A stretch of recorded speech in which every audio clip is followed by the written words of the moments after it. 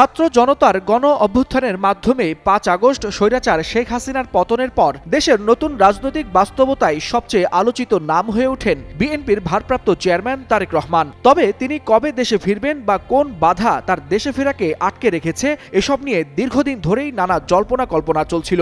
দলের পক্ষ থেকেও বিভিন্ন সময় তারেক রহমানের প্রত্যাবর্তন নিয়ে নানা বক্তব্য দেওয়া হয়েছে। তবে বিএনপির চেয়ারপারসন বেগম খালেদা জিয়ার গুরুতর অসুস্থ হয়ে হাসপাতালে ভর্তি হওয়ার পর তার দেশে ফেরার প্রশ্ন আবারও জোরালো হয়ে ওঠে। এমন পরিস্থিতিতে এবার তারেক রহমানের প্রত্যাবর্তন বিষয়ে স্পষ্ট অবস্থান জানালো অন্তর্বর্তী সরকার।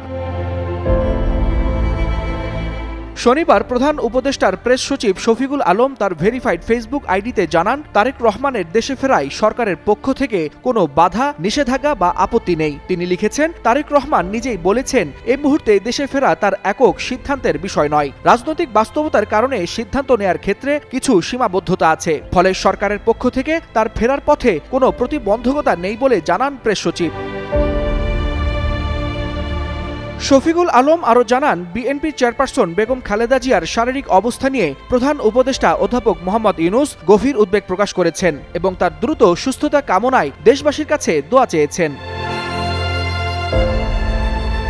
এদিকে যুক্তরাজ্য থেকে মায়ের অসুস্থতা ও নিজের দেশে ফেরার প্রসঙ্গে একটি আবেগঘন পোস্ট করেছেন তারেক রহমান। তিনি লিখেছেন, এমন সংকটকালে মায়ের স্নেহস্পর্শ পাওয়ার আকাঙ্ক্ষা তারও প্রবল। তবে রাজনৈতিক পরিস্থিতির কারণে এ বিষয়ে তিনি এককভাবে সিদ্ধান্ত নিতে পারছেন না। পরিস্থিতি অনুকূলে এলেই স্বদেশে ফেরার দীর্ঘ প্রতীক্ষার অবসান ঘটবে বলে আশা প্রকাশ করেন তিনি।